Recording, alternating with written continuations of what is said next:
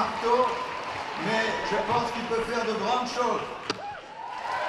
5 years ago, world leaders signed the Paris Agreement, and they promised to keep the global average temperature rise to well below 2 degrees Celsius and to pursue 1.5 degrees to safeguard future living conditions.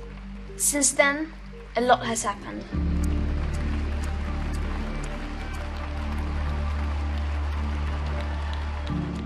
But the action needed is still nowhere in sight. The gap between what we need to do and what is actually being done is widening by the minute. We are still speeding in the wrong direction. The 5 years following the Paris Agreement have been the 5 hottest years ever recorded. El muro, y vamos a hacer que la Guardia Nacional. How dare you! You have stolen my dreams and my childhood with your empty words. And yet, I'm one of the lucky ones. People are suffering. People are dying. Entire ecosystems are collapsing. We are in the beginning of a mass extinction, and all you can talk about is money and fairy tales of eternal economic growth. How dare you! And if you choose to fail us, I say we will never forgive you.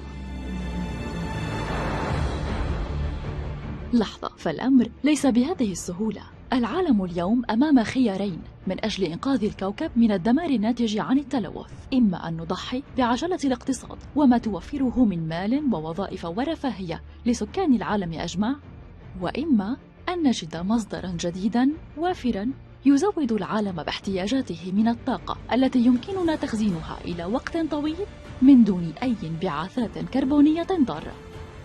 الخيار الأول لا يبدو صعباً، أما الثاني فيبدو كحلم خيالي بعيد المنال إلى أن يتحقق.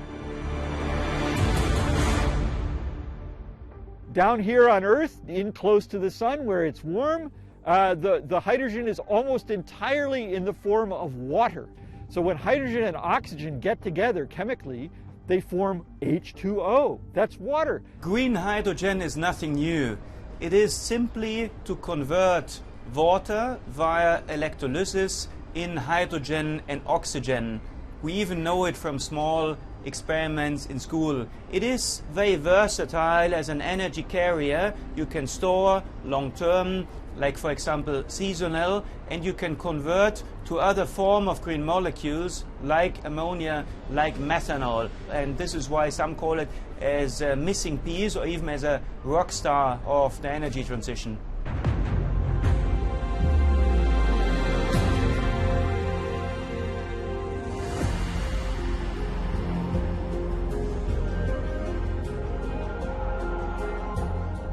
So the total investment of the big NEOM Helios project is around $5 billion, which is 22 billion SAR. The NEOM share of the investment is about 30%. The other two parties who are co-investing is Air Products and Aqua Power. It sounds big, it is big, but we're getting a lot for that. We're getting the biggest green hydrogen plant on the planet. We're getting about 650 tons of green hydrogen per day. We're getting 1.2 million tons of green ammonia a year. And we're firing that with green electricity coming from 4 gigawatt of solar PV and wind generation. So the hydrogen and the ammonia which we're going to produce is virgin green.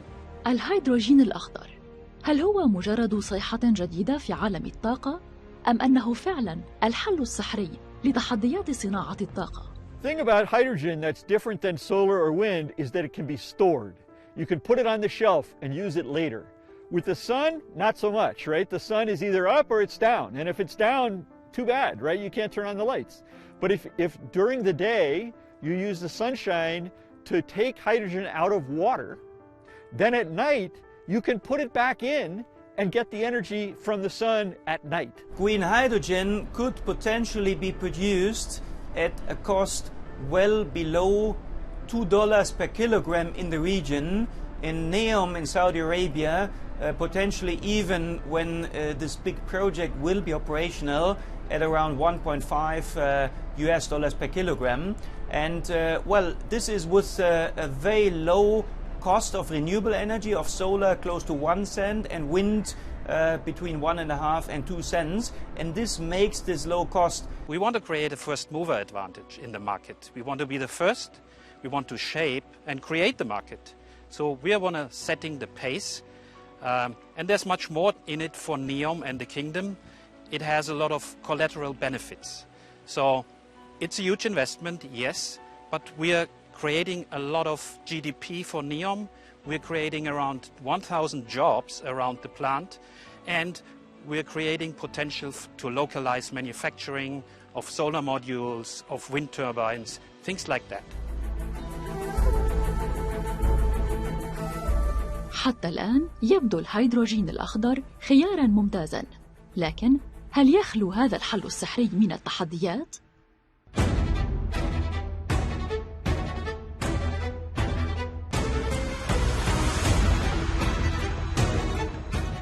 Right, so 100 years ago, my grandparents' generation decided that they wanted to retrofit all of the cities in the world with indoor plumbing. And they did it in one generation, right? Imagine what it would cost to dig up every street in Dubai and London and Paris and New York and lay sewer pipes and put in hot and cold running water 20 stories up the tenement buildings and put in toilets and sinks and showers. Just the labor alone would be cripplingly expensive. But they did that. And they didn't destroy the economy doing that. They built the world economy by doing that. And now we have toilets and sinks and showers. It's a wonderful thing. And this is exactly why we are doing ammonia. Ammonia is a very unique carrier. You can transport ammonia today already. It's a commodity market, and so we choose ammonia because it's easy to transport, you have the infrastructure, and you can split ammonia again into hydrogen and nitrogen.